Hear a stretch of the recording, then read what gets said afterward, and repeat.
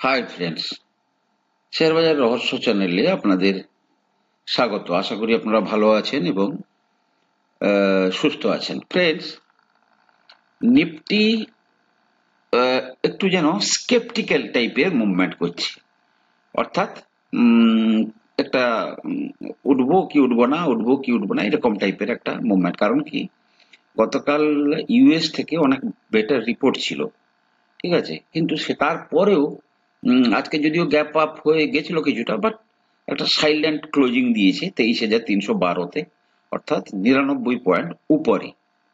Bank Nifty 49,279, 527 point উপরে, অর্থাৎ প্রায় 1%-এর উপরে ব্যাংক নিফটি ক্লোজিং দিয়েছে, কিন্তু নিফটি 0.4%-এর কাছাকাছি উপরে ক্লোজিং দিয়েছে।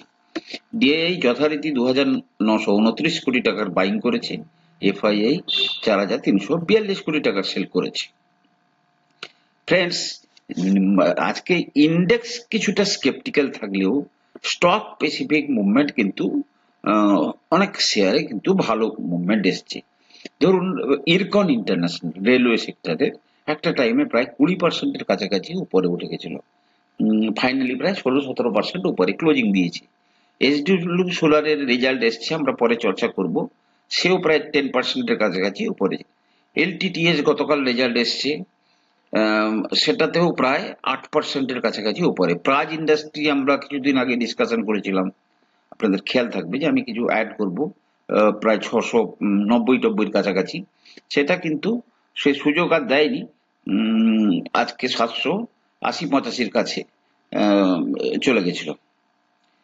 তো মার্কেট কিন্তু যেটা নেগেটিভিটিতে একদম পুরো ভরে গেছিল, সেখান থেকে স্লাইটলি একটু যেন মনে হচ্ছে এনভায়রনমেন্টটা একটু পজিটিভের দিকে চেঞ্জ হচ্ছে বলে মনে হয়। কালকে আমেরিকাতে মানে সিপিআই ইনফ্লেশনের ডাটা এসেছিল, এবং সেই যে সিপিআই ইনফ্লেশন ডাটা মানে মার্কেট এক্সপেক্ট করেছিল 2.9%, মানে যেটা বিভিন্ন পোল এস্টিমেট করে, এবং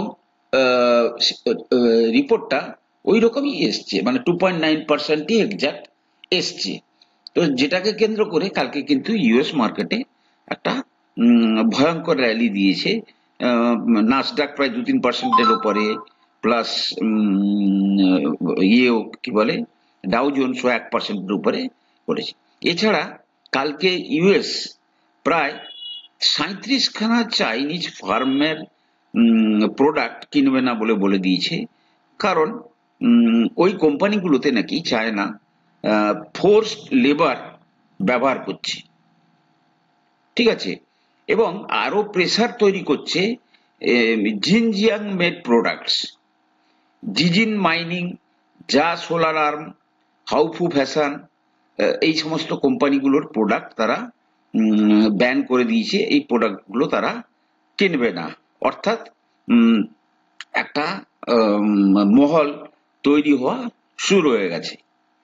অন্যদিকে দুদিন আগে মেটা অর্থাৎ ফেসবুকের যে প্রতিষ্ঠাতা মার্ক জুগারবার্গ, ইনি একটা কন্ট্রোভার্সিয়াল স্টেটমেন্ট দিয়েছিলেন যে অ্যাকচুয়ালি সারা বিশ্বের ওভারঅল পলিটিক্যাল ইয়েকে কেন্দ্র করে বলতে গিয়ে উনি বলেছেন যে গত লোকসভা ভোটে নাকি নরেন্দ্র মোদী সরকার হেরে গেছে। তো যাই হোক, সেটা নিয়ে কিন্তু বিজেপি কিন্তু কেস কাচারি করবার ইয়ে করেছিল, প্রস্তুতি নিচ্ছিল, but finally meta Apology, the apology by Meta India comes a day after BJP MP Nishikant Dubey, who heads the parliament panel on IT, said it would summon the company's official over Zuckerberg's remark. তুমি কি ভিত্তিতে এই সমস্ত কথা বলছো? তো আপনাকে তো সেটার ব্যাপারে ব্যাখ্যা করতে হবে। হঠাৎ করে একটা কথা বলে দিলেন এত বড় একটা দেশের গণতন্ত্র, বিশ্বের বৃহত্তম গণতন্ত্রের ব্যাপারে। তারপরে তারা বলছে এটা একটা ইনঅ্যাডভার্টেন্ট এরর, মানে সব দেশের কথা বলতে গিয়ে এটা মাইনাস ইন্ডিয়া এটা না বলে ওটাকে অ্যাড করে দেওয়া হয়েছে, এই বলে মোটামুটি অ্যাপোলজিতে চ্যাপ্টারটা ক্লোজ হয়ে গেছে। তার চেয়েও আরো বড় খবর হচ্ছে ফ্রেন্ডস, আপনারা জানেন 23-এ একটা খুব বড় রিপোর্ট এসেছিল, হিন্ডেনবার্গ রিপোর্ট। এবং তাতে আদানি গ্রুপের প্রচুর শেয়ার এখনো পর্যন্ত 80%, কোনটা 60% এরকম কিন্তু ফল হয়ে আছে। এবারে এই হিডেনবার্গের যে মানে ফাউন্ডার নাথান অ্যান্ডারসন, এবারে ওনাদের কাজটা ছিল কি, যে ওরা ধরুন কোনো কোম্পানি ওরা রিসার্চ করতো, সমস্ত কোম্পানিকে রিসার্চ করতো, বড় বড় কোম্পানিকে, এবং যে সমস্ত কোম্পানি ফ্রড করতো, ফ্রড মিনস তার বিজনেসে দম থাকতো না কিন্তু শেয়ার প্রাইসকে উপরে তুলে নিয়ে যেত, সেই সমস্ত কোম্পানিকে ওরা টার্গেট করত। ওরা আগে থেকে আহ, এবারে ওরা রিসার্চ করে কনভিন্স হয়ে যাচ্ছে যে ইয়েস কোম্পানিতে ফ্রড আছে। ওরা কি করতো, শর্ট পজিশন তৈরি করতো। শর্ট পজিশন মানে যারা মানে যাদের কাছে শেয়ার নেই, অথচ মানে যেটা ফিউচার এন্ড অপশন বিভিন্ন ভাবে মোটামুটি পজিশন, তারা বিক্রির পজিশন তৈরি করে দিত, করে খবরটা বাজারে আনতো।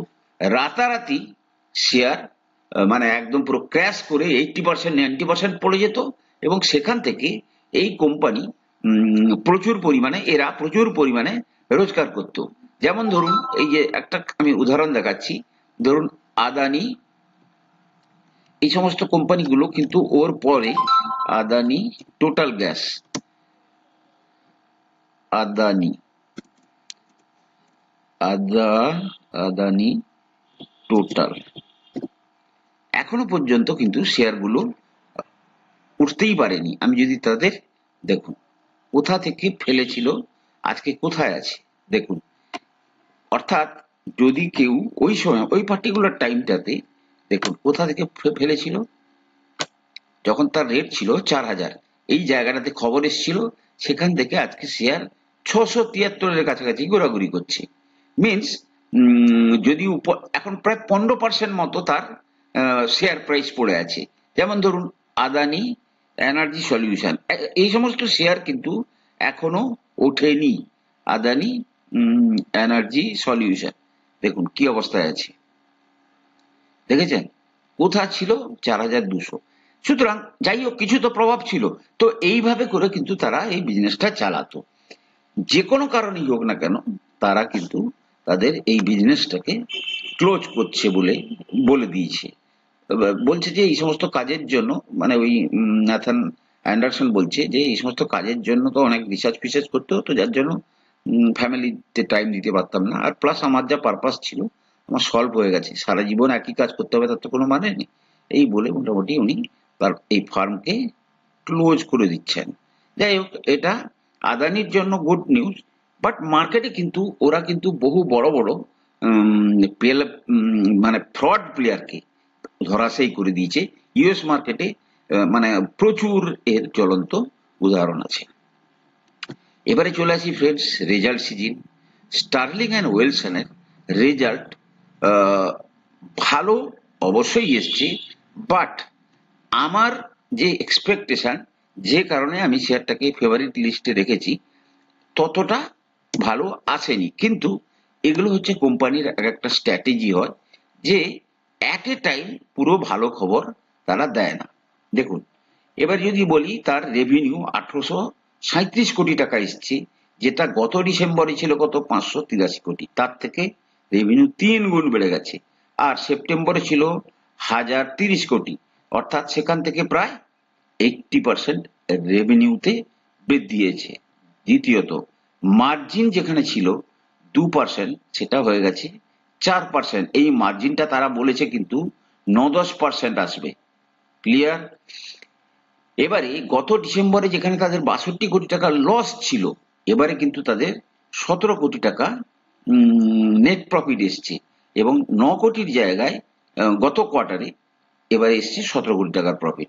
সুতরাং মানে রেজাল্ট যথেষ্টই ভালো, এবং যার ফলে আজকে কিন্তু শেয়ার প্রায় 10% উপরে ছিল। তবে আমি এখনো বিশ্বাস করি এই শেয়ার আগামী দিনে একটা বড় কোম্পানি হওয়ার মতো এর মধ্যে দম আছে। দ্বিতীয় যে শেয়ারের রেজাল্টের কথা বলছি, রিলায়েন্সের এখনো পর্যন্ত পুরো রেজাল্ট আসেনি। যতটুকু পর্যন্ত আমি বুঝতে পেরেছি, তাতে মোটামুটি রিলায়েন্সের এখন 3টে আর্ম পড়ে আছে, রিটেল, মানে রিলায়েন্স জিও অর্থাৎ টেলিকম এবং O2C, তাতে রিলায়েন্স জিও এবং রিলায়েন্স রিটেল এই দুটো ফ্রন্টে তারা ভালো করেছে, কিন্তু তুলনামূলকভাবে O2C তে কিছুটা খারাপ হয়েছে, বাট ওভারঅল রেজাল্ট রিলায়েন্সেরও ভালো এসছে। ইনফোসিসের রেজাল্ট একদম পুরো টেরিফিক এসছে, অর্থাৎ সমস্ত রকমের এক্সপেকটেশনকে তারা বিট করে দিয়েছে। Net profit rises 11.4% to 6। একটু দেখিয়ে দিই রিলায়েন্স ইনফোসিসের রেজাল্টটা। ইনফোসিসেরটা বোধহয় আপ টু ডেট হয়ে গেছে, রিলায়েন্সেরটা এখনো হয়নি। ইনফোসিসের যদি আপনি দেখেন কোয়ার্টার অন কোয়ার্টার 41,764 কোটি, গত ডিসেম্বরে ছিল 38,821 কোটি, তাহলে ইয়ার অন ইয়ার ভালোই বৃদ্ধি পেয়েছে, বা গত কোয়ার্টারের তুলনায় এবারে ভালো বৃদ্ধি পেয়েছে। এবারে যদি প্রফিটের কথা বলি, 6,822 কোটি, এর আগের বারে কত ছিল 6,113 কোটি, অর্থাৎ 10-15% ইনক্রিজ হয়েছে, বা 6,516 থেকে এবারে 6,822, অর্থাৎ বেটার এসছে। তাহলে এবং সবচেয়ে বড় জিনিস হচ্ছে তারা যে গাইডেন্স দিচ্ছে, তারা বলছে business environment improving on US financial sector. Basically rate কাটের ফলে ইউএস এর যে সমস্ত ব্যাংকিং সিস্টেম, তারা বেসিক্যালি টিসিএস, ইনফোসিস এদের উপরেই মানে বিজনেসটার নির্ভর করে। তো ইন্টারেস্ট রেট পরপর কাট হচ্ছে, ইউএসএও হচ্ছে, ইউরোপেও হচ্ছে, যার জন্য বিজনেস এনভায়রনমেন্ট ইমপ্রুভ হচ্ছে,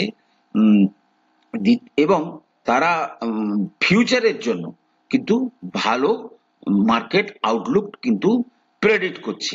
অর্থাৎ ইনফোসিস ধরুন গত 3 বছর ধরে তেমন কোনো রিটার্ন দেয়নি। মানে সফটওয়্যার সেক্টর কিন্তু যেভাবে রেজাল্ট আসছে, যেভাবে মহল তৈরি হচ্ছে, মানে আগামী 1 বছরের জন্য আপনারা আশাই করতে পারেন ইনফোসিসের মধ্যে কিন্তু ভালো একটা রেজাল্ট, সফটওয়্যার সেক্টরে কিন্তু একটা ভালো কি বলে র্যালি হবে, যেটা আমার টার্গেট 61,000 থেকে প্রায় 69,000, 70,000-এর কাছাকাছি আইটি ইন্ডেক্স যাওয়ার সম্ভাবনা আছে। সেক্ষেত্রে শেয়ারগুলো কিন্তু ভালো একটা মুভমেন্ট দেবে।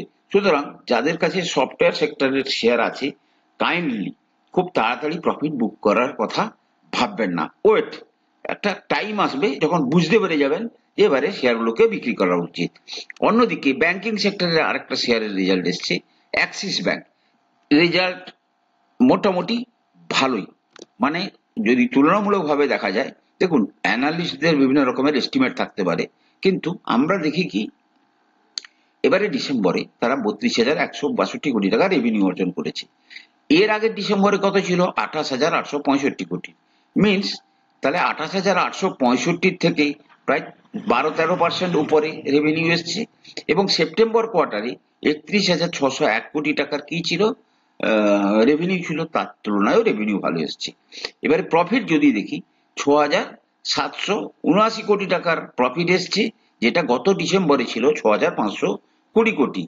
আর সেপ্টেম্বর কোয়ার্টার ওদের হাফ ইয়ারলি কোয়ার্টার, এই কোয়ার্টারগুলোতে সেপ্টেম্বর এবং মার্চ কোয়ার্টারে ওদের রেজাল্ট মানে তুলনামূলকভাবে অন্যান্য কোয়ার্টারের তুলনায় বেটার হয়, তাই আগের কোয়ার্টারের সঙ্গে এটা তুলনার মধ্যে সেই অর্থে পড়ে না। তাহলে অ্যাক্সিস ব্যাংকের রেজাল্টও মোটামুটি মানে খুব বেশি খারাপ বা খুব বেশি ভালো বলা যাবে না, but it is good result.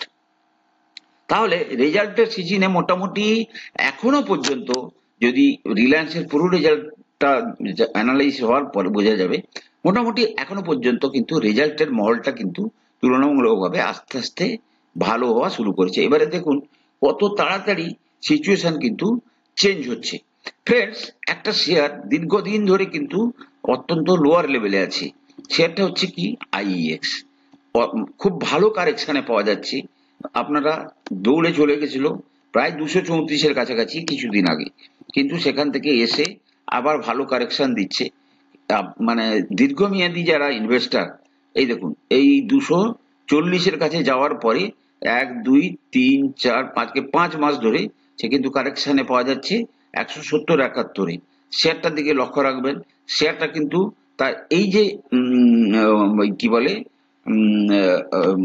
Round কি বলে রাউন্ডিং প্যাটার্ন, এটা কিন্তু কমপ্লিট করবে। ঠিক আছে, আগামী 3-4 মাস লাগতে পারে, এবং শেয়ার ধীরে ধীরে আবার তার কিন্তু ওই যে প্রিভিয়াস উচ্চতাতে আসবে। ফান্ডামেন্টাল গুড, ফান্ডামেন্টাল ইমপ্রুভ হচ্ছে, তাদের যে টোটাল ভলিউম, পাওয়ার বিজনেসের যে ভলিউম, সেটাও বেটার হচ্ছে। এই শেয়ারটাকে কিন্তু মাথায় রাখবেন, এই শেয়ারটা কিন্তু আগামী দিনে ভালো পারফরমেন্স করতে পারে। আর একটা শেয়ার, সেটা হচ্ছে ডেটা প্যাটার্ন। ডেটা প্যাটার্ন হঠাৎ করে কিন্তু কোনো ভালো কিছুর জন্য আপনারা ওয়েট করতে পারেন, কারণ কি ডিফেন্স সেক্টরের উপরে গভর্নমেন্টের বিভিন্ন রকমের একটা থাকবে। যদিও শেয়ারটা কিন্তু 3600 থেকে 2190 কাছে চলে এসছে, শেয়ারগুলো নতুন, অর্থাৎ মানে প্রাইভেট প্লেয়ার ডিফেন্স সেক্টরে নতুন, তাই এখনো পর্যন্ত তাদের বিজনেসের যে অর্ডার বুক, সেটা কিন্তু খুব ফ্লাকচুয়েটিং। ভালো অর্ডার পেলে তাদের বেটার রেজাল্ট আসে, সেক্ষেত্রে কিছুটা প্রবলেম আছে, কিন্তু যারা দীর্ঘমেয়াদীতে ইনভেস্ট করতে চান, তারা কিন্তু এই সমস্ত শেয়ারগুলোকে আরামসে যদি ধরে বসে থাকতে পারেন, তাহলে কিন্তু ভবিষ্যতে কিন্তু আপনারা একটা ভালো রিটার্ন পাওয়ার সম্ভাবনা থেকে বঞ্চিত হবেন না। ফ্রেন্ডস, আমি কোনো সেবি রেজিস্টার্ড অ্যানালিস্ট নই। কোনো শেয়ারে কেনা বা বিক্রির আগে আপনারা আপনাদের ফাইন্যান্সিয়াল অ্যাডভাইজারের পরামর্শ নিয়েই কিন্তু শেয়ারে কেনা বা বিক্রির সিদ্ধান্ত নেবেন। ভালো থাকুন, সুস্থ থাকুন। যদি ভিডিওগুলো ভালো লাগে, লাইক করুন, শেয়ার করুন, কমেন্ট করুন। কথা হবে পরের এপিসোডে।